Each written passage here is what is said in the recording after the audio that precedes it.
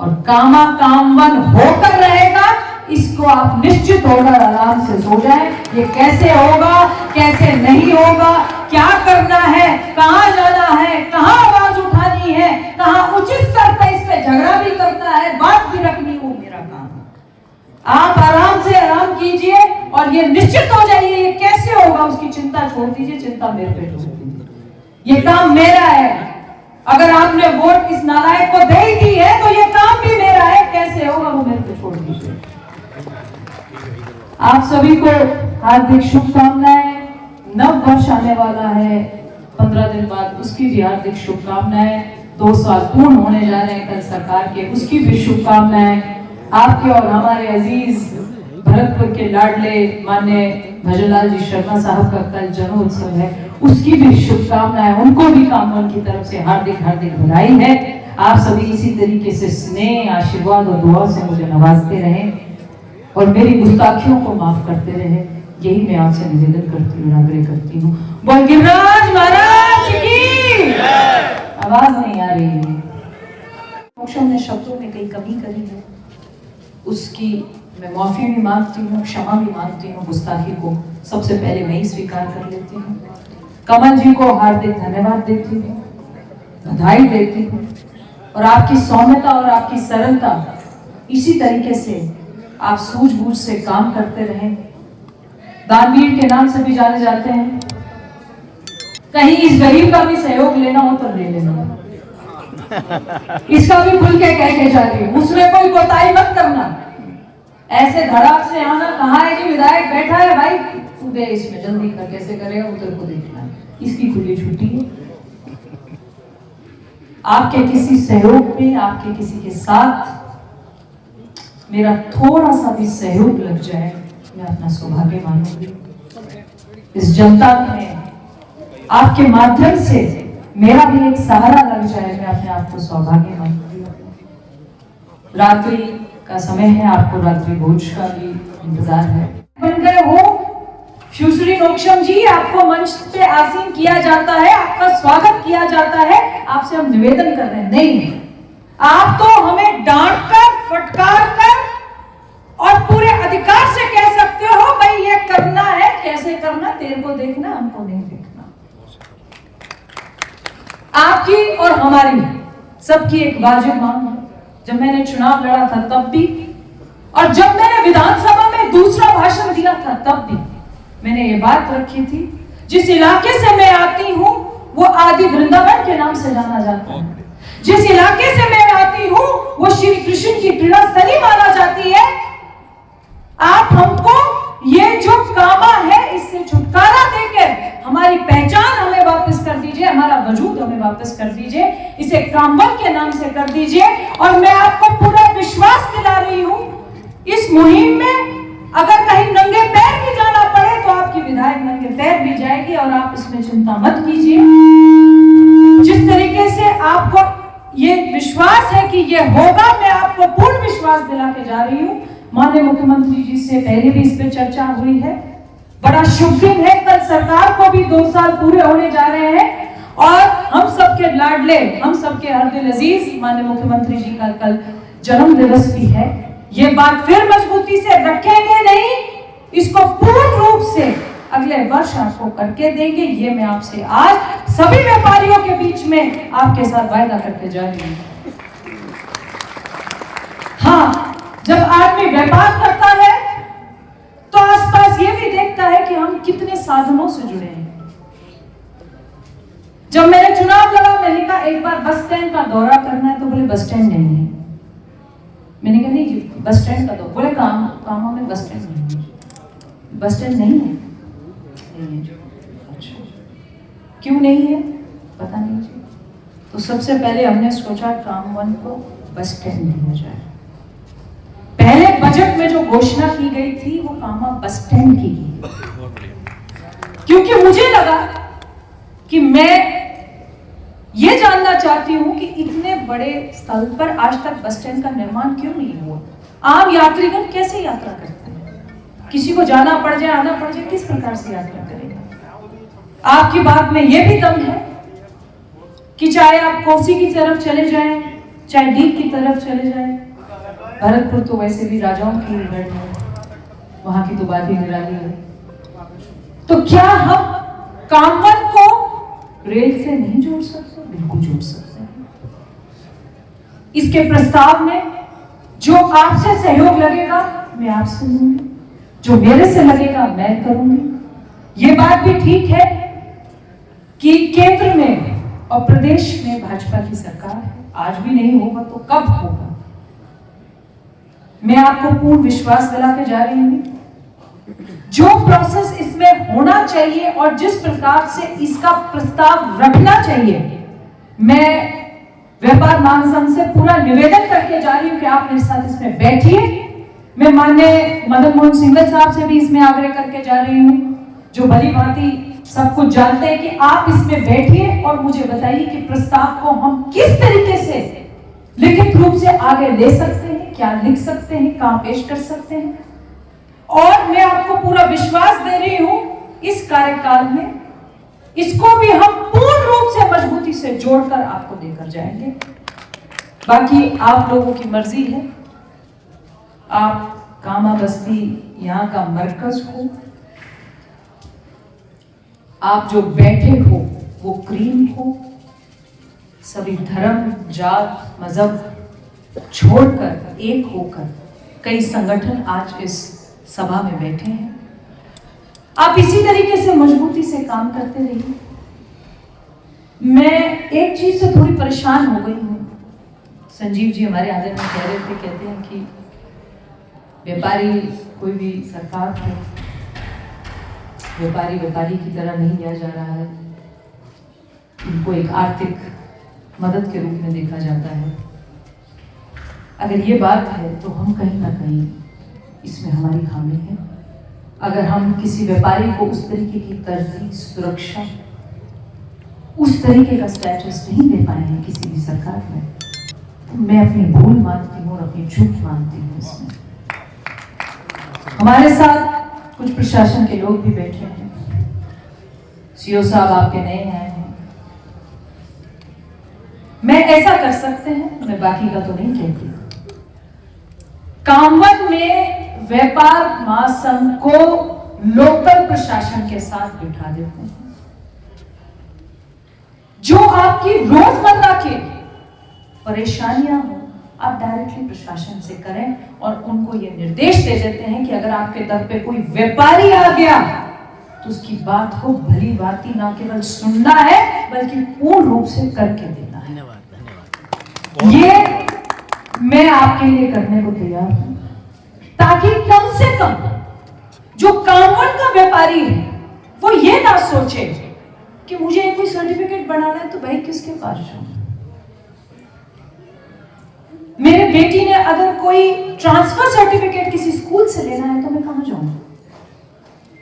क्योंकि व्यापारी वर्ग आमतौर पे साधन संपन्न वर्ग होता है, उसको किसी थाने कचहरी प्रशासन की जरूरत नहीं पड़ती। जब उनको पड़ती है तो किसी जायज बात के लिए पड़ती है। किसी नाजायज चीज के लिए कभी कोई व्यापारी किसी दरवाजे पर नहीं जाएगा तो वो छोटी बड़ी उस चीज के लिए जाएगा जो उसके निजी परिवार से जुड़ी है। वो कभी बहुत बड़ी ऐसी चीज के लिए नहीं जाएगा जो समाज या समाज में रहने वाले लोगों के विरोध में हो। वो तो अपनी किसी चीज के लिए जाएगा, बिल्कुल वाजिब बात है।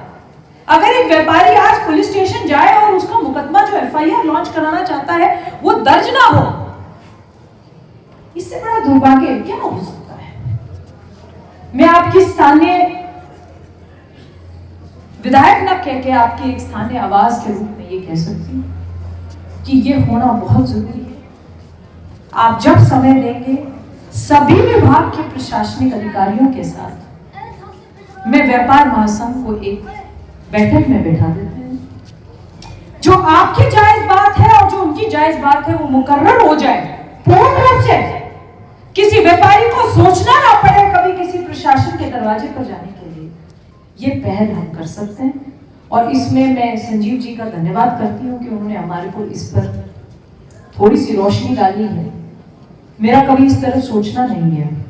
आपको धन्यवाद करती हूँ कि आपने मुझे इस रास्ते को भी दिखाया कि ठीक कह रहे हैं। इस सभागार में जितने भी हमारे सभी संगठनों से आए साथीगण, बुद्धिजीवी, कर्मशील सज्जन उपस्थित हैं, आपको भी हार्दिक शुभकामनाएं और आपका हार्दिक अभिनंदन। शब्दों को बोलती हूँ तो एक ना मुख्य अतिथि के रूप में, ना वक्ता के रूप में, ना किसी नेता के रूप में, ना किसी राजनीतिक पार्टी दल से आने के रूप में, एक मेजबान के रूप में मेरा ये अधिकार बनता है और मेरा कर्तव्य बनता है कि जो भी यहाँ शिरकत करता है उसको हम हर दिल से उसका सम्मान करें, उसका आदर करें, उसका स्वागत करें, उसका अभिनंदन करें।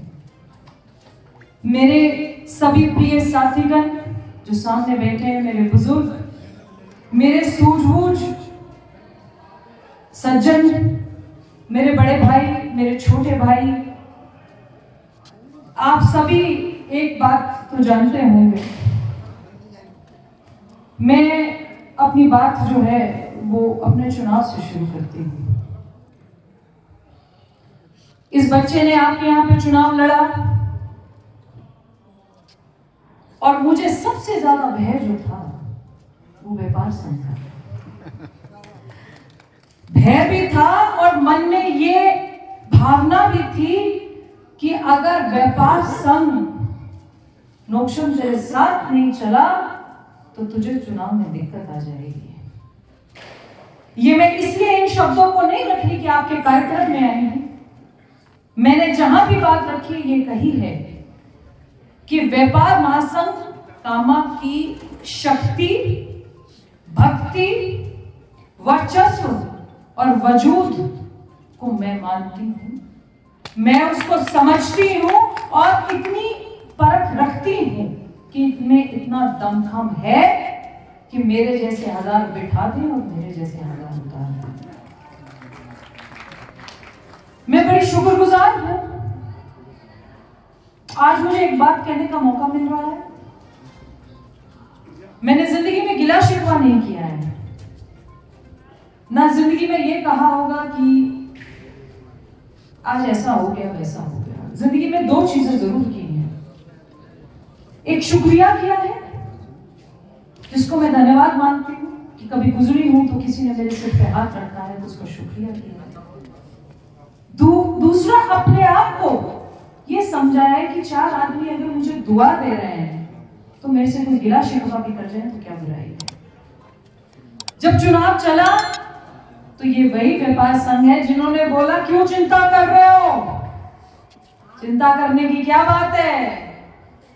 मैं उनके नाम नहीं लेना चाहूंगी, 5-6 दिग्गज थे व्यापार संघ से, कहने लगे बेटा चिंता क्यों कर रहे हो। मैं चिंता इसलिए कर रहे हैं आप लोग साथ नहीं आ रहे हो। मेरी चिंता जनक तो बिल्कुल ठीक है, आप लोग साथ लगिए, व्यापारी वर्ग है, आप लोग कामन बस्ती का मरकज है, क्रीम है, आपका वजूद है, आप 1-1.25 लाख वोट पर अपनी हुकूमत जमाते हैं, आप मेरे साथ चलिए, आप नहीं चलेंगे तो मुझे कौन पूछेगा यहाँ। तो उन्होंने कहा बेटा तुम्हारी जितनी उम्र नहीं है उससे दुगना हमारा राजनीतिक तजुर्बा है, ये दिन जाने दो, ये समय जाने दो। मैं आज आपको ये बात बता दूं कि इस सीट पर भारतीय जनता पार्टी के कमर खिलने पर व्यापार महासंघ की बहुत बड़ी सहयोग है, बहुत बड़ा इनका आभार है। मैं शब्दों पर शायद से इनका एहसान नहीं उतार सकती, शायद से शब्दों से मेरा शुक्रिया अदा करना यहां पर मेरे और आपके इस संबंध को एक तरीके से सवाल जवाब करना है। जिस तरीके से आपने इस मार्केट को बंद कर एक एक व्यापारी वर्ग ने एक एक वोट को अपना वोट समझकर और खुद को कैंडिडेट समझकर लड़ा है, ये कामन बस्ती जानती है या मेरा मन जानता है। मैं आपकी हार्दिक शुभकामनाएं से आपका आभार प्रकट करती हूँ। आज बात और करते हैं, क्या नोक्शम को आपको निवेदन करना चाहिए, क्या नोक्शम को आपको ये करना चाहिए। कहते हैं व्यापार और व्यवहार, व्यापार और व्यवहार उन्हीं से रखें जहां पर जान से ज्यादा जुबान की कीमत। मेरा ये सौभाग्य है, मुझे लगता है इस सभागार में शायद गुस्ताखी माफ करें, सबसे कम उम्र में मैं है, इसलिए शब्दों के तकाजे को और मेरे विचारों को अगर मैं आपके मन और दिल तक ना पहुंचा पाऊं तो इसमें मेरी खामी है। मैं अपना सौभाग्य मानती हूं आज कि व्यापार महासंघ के आज इस सुंदर शपथ समारोह में मुझे एक बेटी के नाते, एक बहन के नाते, आपकी स्थानीय विधायक के नाते उपस्थित होने का भी अवसर मिला है और बहुत कुछ सीखने का भी अवसर मिला है। मैं सबसे पहले तो मेरे बड़े भाई, मेरे परिवार के सदस्य कमल अरोड़ा जी को हार्दिक बधाई देती हूँ, शुभकामनाएं देती हूँ। कुछ चीजें इनसे सीखने वाली हैं, सरलता, नम्रता।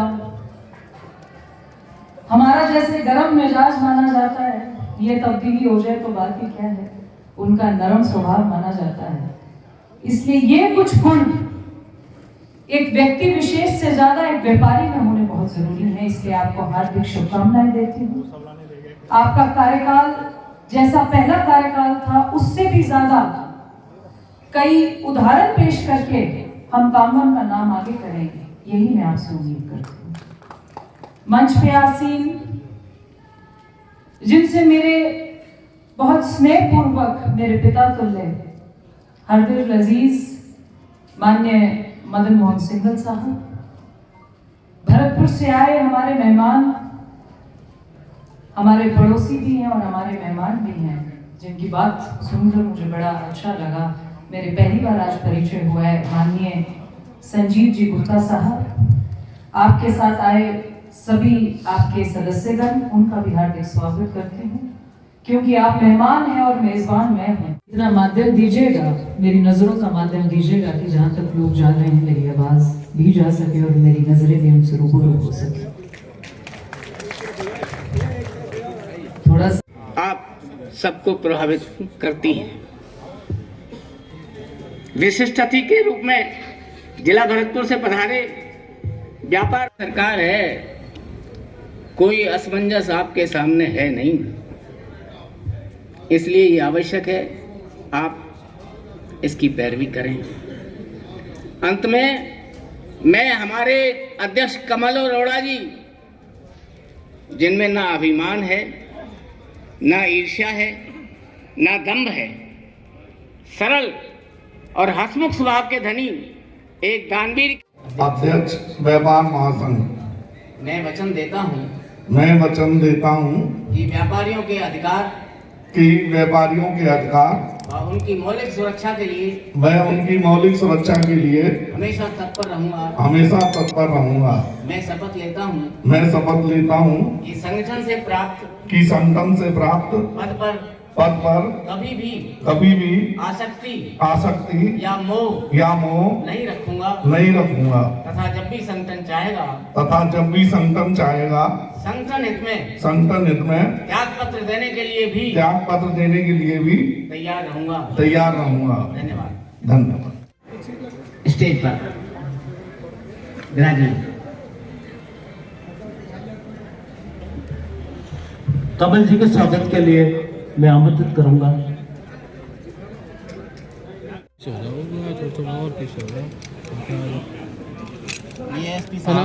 आगे चलो।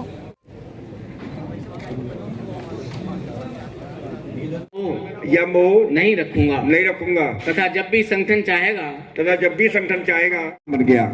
दूसरी रेलवे लाइन की बात करें तो रेलवे लाइन यातायात का प्रमुख सस्ता साधन है, उसकी वजह से कामा आज बहुत पिछड़ा हुआ है। व्यापारियों के लिए इसकी अत्यंत आवश्यकता है। पास में यहाँ से 25 किलोमीटर दूर कोसी के व्यापार को देखिए, आप बहुत नई ऊंचाइयों पर है। आप इधर डीग देखिए, आगे खेलडी देखिए, इन सब में कामा की आबादी सबसे ज्यादा है। उसके बावजूद कामा विकास दर में पीछे है। क्यों? कि यहाँ साधन नहीं है। माननीय सिंघल साहब ने भी अपने प्रयास किए और अब जो समय है, जैसा लोहिया जी ने बताया कि यहाँ राजस्थान में आपकी सरकार है। आपकी सरकार क्या है? भरतपुर की सरकार है। माननीय श्री भजनलाल जी आपके बड़े भाई हैं, छोटे भाई हैं, हमारे सबके लाडले हैं और सुनते भी हैं और बड़े मृदुभाषी और सरल व्यक्तित्व के धनी हैं। ऐसे समय में आपने इसका कहीं लाभ नहीं उठाया तो मैं कहता हूं कि ये फिर बेकार है। आप जब भी आदेश करेंगी, जब भी आप कहेंगे, माननीय मदन मोहन सिंघल जी जिला के संरक्षक हैं, व्यापार महासंघ आपके कंधे से कंधा जैसे पहले मिलाता आया है, जैसे आपके चुनाव में कंधे से कंधा मिलाया, उसी तरह जब भी आप आदेश करेंगे आपके साथ प्रतिनिधि मंडल माननीय मुख्यमंत्री जी से मिलने के लिए तैयार है।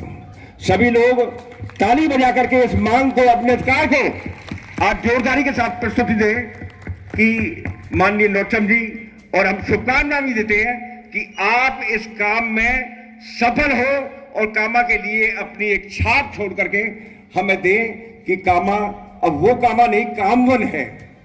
कामवन भी होगा, रेलवे लाइन की सुविधाएं बढ़ेंगी तो हर व्यापारी के कार्य क्षेत्र बढ़ेंगे।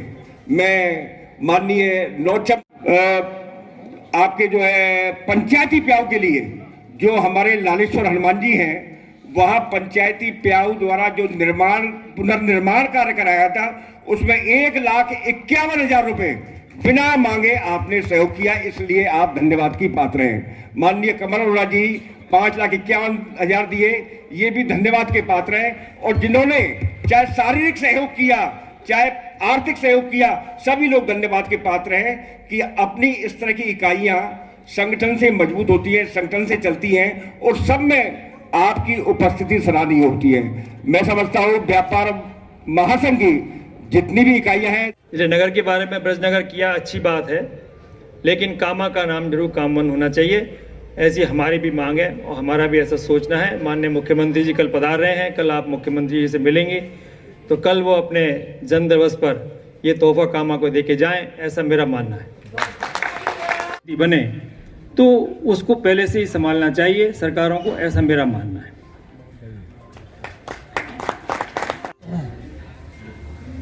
किसी भी ऑफिस में चले जाइए, जिला कलेक्ट्रेट में चले जाइए, चाहे आपके डीके कलेक्ट्रेट में चले जाइए या किसी पुलिस ऑफिसर के यहाँ चले जाइए, किसी के यहाँ, कम से कम मैं अपनी बात तो कह सकता हूँ कि व्यापारियों में कोई सुनवाई नहीं है। और ये जो भी कुछ जी रहे हैं ये सिर्फ एक संगठन के माध्यम से थोड़ा बहुत जीवन जी रहे हैं। बाकी आप ये समझें कोई इंडिविजुअल जाके एक FIR भी लॉन्च करा सकता हो, मेरा मानना है कि शायद नहीं करा पाएगा। तो इस सब चीज़ों पर आपको विशेष विधानसभा में क्वेश्चन उठाने चाहिए और बात करनी चाहिए माननीय मुख्यमंत्री से। हमने भी बात की है, हम भी गए थे मुख्यमंत्री जी के पास में, बातचीत की, बड़ी अच्छी तरीके से बातचीत की। भरतपुर के बारे में सोच उनका बहुत अच्छा है कि डेवलपमेंट होना चाहिए, ऐसा पहले सरकारों ने किसी ने कोई डेवलपमेंट नहीं किया।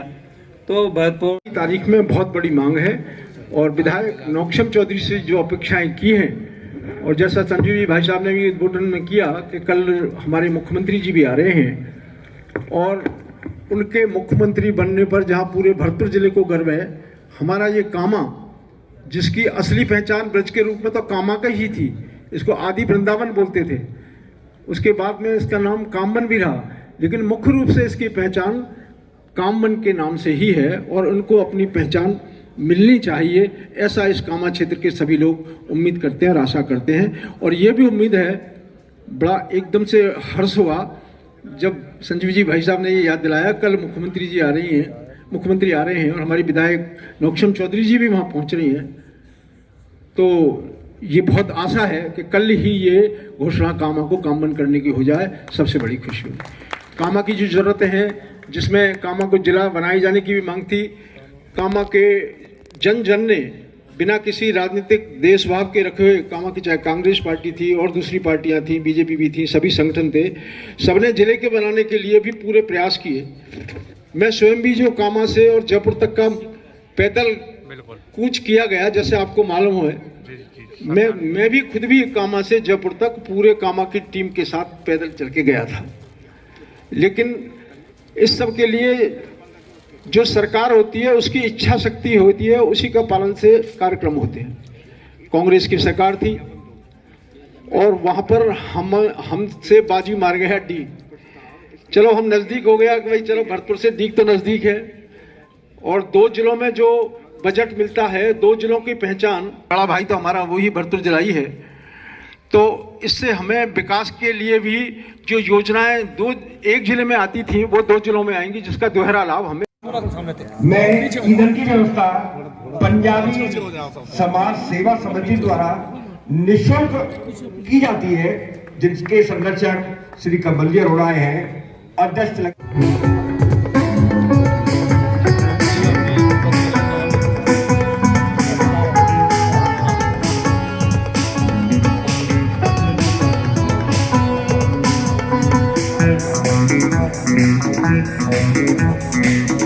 हमारे मध्य मौजूद मनोज जी खुराना, जिला शिक्षा अधिकारी।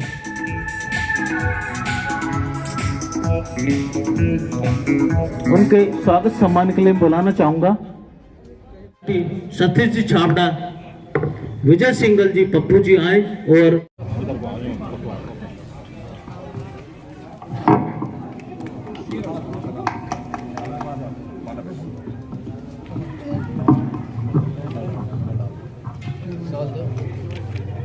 मोबाइल मांग रही है कोई तो।